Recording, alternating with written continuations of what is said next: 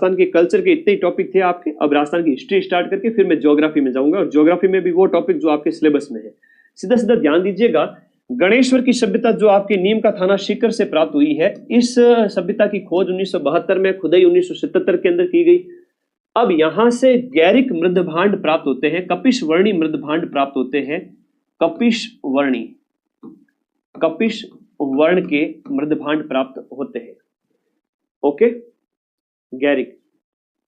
आगे देखो, कौन से स्थल से यूनानी शासक मिनंडर की 16 मुद्राएं मिली है? यूनानी शासक मिनंडर की 16 मुद्राएं बैराट, कोटपुतली, बहरोड जिले के अंदर स्थित बैराट से सूती वस्त्र भी मिले हैं, बैराट से आपकी यूनानी शासक की मुद्राएं भी मिली है, बैराट की सभ्यता से आपके मौर्य काल, इन सब के अवशेष भी मिले हैं, मौर्यों के अवशेष भी मिले हैं, बौद्ध के अवशेष भी मिले हैं। ये अपने जयपुर पूर्व का और वर्तमान जिला आपका कोटपुतली, बहरोड कर लेना, इनके बारे में ज्यादा क्वेश्चन नहीं आते, सिर्फ अशोकवाड़ा आता है, मौर्य, अशोक मौर्य, और एक आपका बौद्ध धर्म बैराट, ब से बैराट, ब से बौद्ध धर्म। अगला देखो, किस पुरातात्विक स्थल को पूर्व में मालव नगर कहते थे? मालव नगर किस जनपद को कहा गया है? मालव नगर, नगर टोंक, नलियासर, सुनारी लो युगीन सभ्यता है, नाम सुनारी भले हो लेकिन याद रखना, ठीक है। तो दिए गए में रेड टोंक, रेड को प्राचीन टाटा नगर कहा गया है। तो यहाँ पर मालव जनपद है, वो किसका प्राचीन नाम है? तो मालव जनपद की बात करें तो वो आपके नगर टोंक का प्राचीन नाम है। नगर टोंक का प्राचीन नाम मालव जनपद है। रेड टोंक से यहाँ पर कई सारे सिक्के मिले हैं, इसलिए इसको टाटा नगर कहते हैं, ठीक है। बैराट में किस सभ्यता के अवशेष मिले हैं? देखो, बैराट में हमें मौर्यकालीन सभ्यता, मौर्यों के बारे में जानकारी मिलती है, हमें बौद्ध धर्म की जानकारी मिलती है, स्तूप मिलते हैं। ये आपके पूर्व की जयपुर की सभ्यता। राजपूत के कौन से वंश ने जयपुर की रियासत पर शासन किया? आपके सिलेबस में 4th ग्रेड में 20-25 प्रश्न तो इतने सरल आएंगे, 40 नंबर का कंटेंट 200 में से, कि आप मतलब गलत मत करना जल्दबाजी के चक्कर में। सीधी सी ऐसा प्रश्न आएगा, कछवाओं ने यहाँ राज किया, इन्होंने मेवाड़ पर राज किया, सिसोदियों ने 14वीं शताब्दी के बाद में ये गुहिल हो गए, है ना, सॉरी गुहिल पहले थे, बाद में आपके सिसोदिया कहलाए। राठौड़ हैं तो आपके बीकानेर जोधपुर हो गए, है ना, जोधपुर हो गए, बीकानेर हो गए, इस प्रकार से याद रखो। हाड़ा है तो आपके हाड़ौती क्षेत्र के अंदर चौहानों की जो शाखा है। अभी एग्जाम में प्रश्न ये पूछा कि चौहान है वो कहां कहां थे, जस्ट अभी प्रश्न 2nd ग्रेड में पूछ लिया। चौहानों का जो राज है, विशेष रूप से हम बात करें हाड़ा चौहान, चौहानों की अगर बात करें, छोटा सा याद रहना चाहिए, एक तो आपका शाकंभरी के हो गए अजमेर के आसपास, है ना, या हम जिसे कहें शाकंभरी। उसके बाद हम बात करें नाडोल पाली याद रख लो, फिर आपका जालोर याद कर लो, जालोर क्षेत्र है, सिरोही क्षेत्र है, नाडोल है, रणथंबोर है, हाड़ौती क्षेत्र है। यहां पर चौहानों की शाखाएं अलग अलग रही थी, तो थोड़ा पता होना चाहिए। राजवंश एटलीस्ट नहीं पढ़ा है ना तो कोई दिक्कत नहीं है, बस नॉर्मल याद करो कि चौहानों का राज कहां कहां था।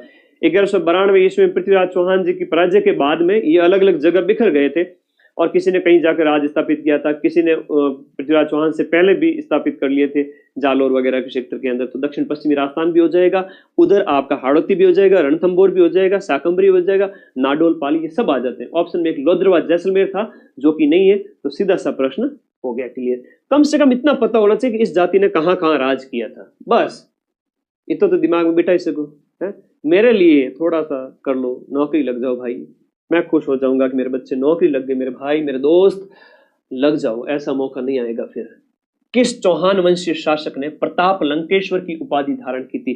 प्रताप लंकेश्वर की उपाधि सोमेश्वर ने धारण की। सोमेश्वर की बात करें, पृथ्वीराज चौहान के पिता थे सोमेश्वर, ठीक है, इनके द्वारा। अब पृथ्वीराज चौहान तृतीय है तो इनको अनेक नामों से जानते हैं, जैसे इनको आपका जो राय पिथोरा है, दल पुंगल और राय पिथोरा कहते हैं। विग्रहराज चतुर्थ की बात करें, दिल्ली पर चढ़ाई की थी, और बाद में इनके पृथ्वीराज चौहान के समय में भी दिल्ली पर राज था। कई सारी चीजें हैं। आगे देखो, अजमेर का संस्थापक किसको कहते हैं? 1113 ईस्वी में, ये बार बार पूछा गया, तुम्हारी पारी में पूछा जाएगा। 1113 ईस्वी के अंदर 12वीं शताब्दी की शुरुआत में अजय राज चौहान के द्वारा अजमेर नगर की स्थापना अजय मेरू नगर के नाम से की गई थी। इनकी पत्नी का नाम सोमलवती था, चांदी के सिक्के चलाती थी। ऐसे ऐसे डीप क्वेश्चन भी आते हैं। अर्णोराज की बात करें तो इन्होंने आना सागर झील बनाई थी। आजकल ये प्रश्न थोड़ा ज्यादा पूछा जा रहा है। आना जी है और इनके द्वारा आपके आना सागर झील 1135 से 37 के बीच में बनाई गई थी। आना सागर झील आपको याद रखनी है, इनके बारे में बहुत इंपॉर्टेंट। वासुदेव चौहान है तो ये आपके आदि पुरुष हैं। चौहानों का 6वीं शताब्दी के अंदर आदि पुरुष है वो कौन है या मूल संस्थापक है वो कौन था, तो आपको इसको कहोगे वासुदेव को। वासुदेव चौहान राजवंश का संस्थापक है। अगर किसी ने चौहान नहीं पढ़े, इतना पढ़ लिया बहुत है। चौहान नहीं पढ़े और इतना पढ़ लिया बहुत है कि वासुदेव चौहान है वो इनका संस्थापक था। ठीक है, बस इतना याद कर लो, उससे ज्यादा नहीं जाना आगे। कॉमन बातें, 55,000 सीट है लड़क, 55,000 में कितनी जाए कट ऑफ? वह मुश्किल 130 135 जनरल ओबीसी की।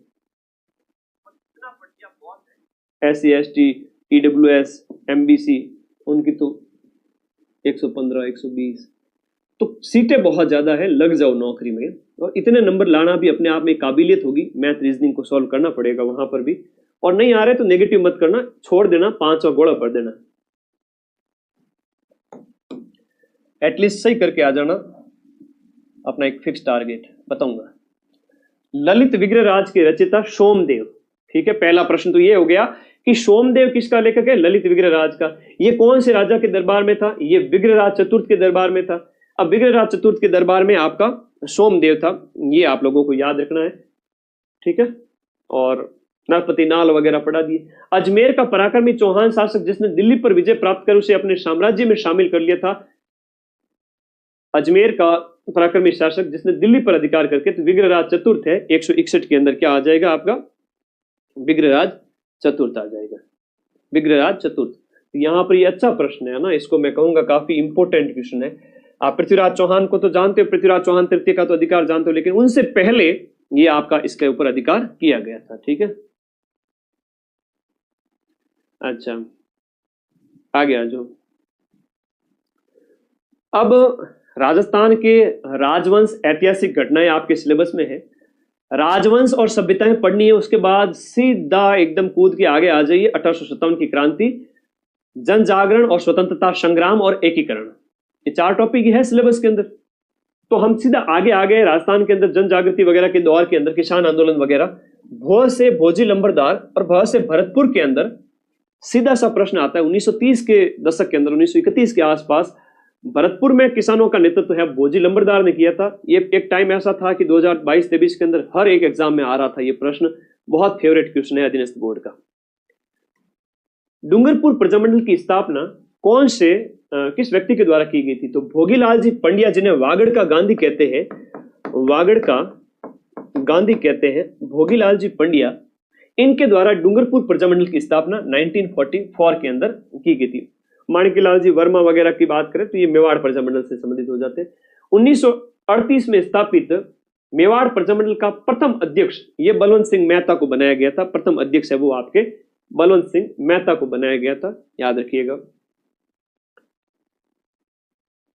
1936 में मगाराम ने किस स्थान पर बीकानेर प्रजामंडल की स्थापना की थी? मगाराम वैद्य के द्वारा। यहां पर बात करें कलकत्ता, तो राजस्थान से बाहर स्थापित होने वाले प्रजामंडलों के अंदर एक आपका ये सिरोही वाला भी था, ये भी था, तो ये आपके राजस्थान से बाहर स्थापित होता है। मगाराम जी वैद्य के द्वारा राजस्थान से बाहर कलकत्ता के अंदर बीकानेर प्रजामंडल की यहां पर 1936 में स्थापना की जाती है। राजस्थान के एकीकरण का तीसरा चरण आपका संयुक्त राजस्थान जिसे हम कहते हैं, संयुक्त राजस्थान की हम बात करें तो आपका 18 मार्च, 25 मार्च, 18 अप्रैल 1948। तो ये आपका एकीकरण का तीसरा चरण। और बहुत प्यारा क्वेश्चन है कि एकीकरण के तीसरे चरण के अंदर संयुक्त राजस्थान के अंदर यहां पर मेवाड़ को इसमें जो है तीसरे चरण के अंदर जोड़ा गया। 166 के अंदर तीसरे में मेवाड़, क्योंकि दूसरे में मेवाड़ है वो आपका शामिल होना चाहता था लेकिन बाद में उसमें शामिल हुआ नहीं दूसरे में, फिर उसको तीसरे में मिलाया गया। ठीक है, आगे देखो, नेक्स्ट देखो, अगला प्रश्न। हाँ जी, राजस्थान राज्य का वर्तमान स्वरूप कौन सी तारीख से है? अब राजस्थान राज्य का वर्तमान स्वरूप 8 वर्ष 7 माह 14 दिन लगे, एकीकरण के पूरे 7 चरण लगे, तब जाकर के 1 नवंबर 1956 को राजस्थान का अस्तित्व में आता है राजस्थान। और इसी समय अपने जो राज प्रमुख पद है, और राज प्रमुख पद है वो आपका क्या हो गया था? राज्यपाल हो गया था। ठीक है, ये ध्यान रखो। राजस्थान के अंदर राज प्रमुख का पद कब समाप्त किया गया? बहुत प्यारा क्वेश्चन है। राजस्थान के अंदर राज प्रमुख का पद है वो कब समाप्त किया गया? तो 1 नवंबर 1956 को। लेकिन एक प्रश्न बड़ा खतरनाक पूछ लिया गया था यहाँ पर कि गुरुमुख निहाल सिंह राजस्थान के पहले राज्यपाल कब बने थे? तो वो RS प्री में पूछा था, वहां उसका आंसर 25 अक्टूबर था। ठीक है, वहां उसका आंसर क्या था? 25 अक्टूबर। गुरुमुख निहाल सिंह राजस्थान के राज्यपाल कब बने थे? वो 25 अक्टूबर 1956। तो ये गुरुमुख निहाल सिंह, गुरुमुख निहाल सिंह राजस्थान के फर्स्ट राज्यपाल बने थे। इस तारीख को बने थे। आप 1 नवंबर 1956 को राज प्रमुख पद है वो समाप्त करके राज्यपाल बना दिया गया था। सर ये RS प्री में पूछा था, आप लोगों को इतना कठिन नहीं आएगा। आपको इतना याद रखना है कि 1 नवंबर 1956 को राज प्रमुख पद नहीं रहा था, उसकी जगह क्या पद हो गया था? आपका राज्यपाल हो गया था। और एकीकरण के जो 7 चरण है बड़े शानदार है। राजस्थान के जो मत्स्य संघ है, तो हम बात करें 18 मार्च का, फिर 25 मार्च का, फिर 18 अप्रैल 348 के अंदर हो जाता है। 49 के अंदर 2 डेट आ जाती है ना, 30 मार्च की आ जाती है, 15 मई की आ जाती है। और उसके बाद में देखो, इसको डेट याद रखा करो, हालांकि मैं लिखूंगा नहीं, वो सब PDF में लिखा हुआ है। और फिर आपकी 1949 ये 50 के अंदर आता है। 48 के बाद 49 में 2 डेट है, 48 में 3 है, 49 में 2 डेट है, 5 चरण। छठे चरण की अगर हम बात करें तो 1950 का है, और उसके बाद 7वां चरण है वो 1 नवंबर 1956 को है। तो ये 7 याद रहने चाहिए। मत्स्य संघ, पूर्व राजस्थान संघ, संयुक्त राजस्थान, वृहद राजस्थान, संयुक्त वृहद राजस्थान, है ना। और इसके बाद में आपका जो है 5वां 6ठा चरण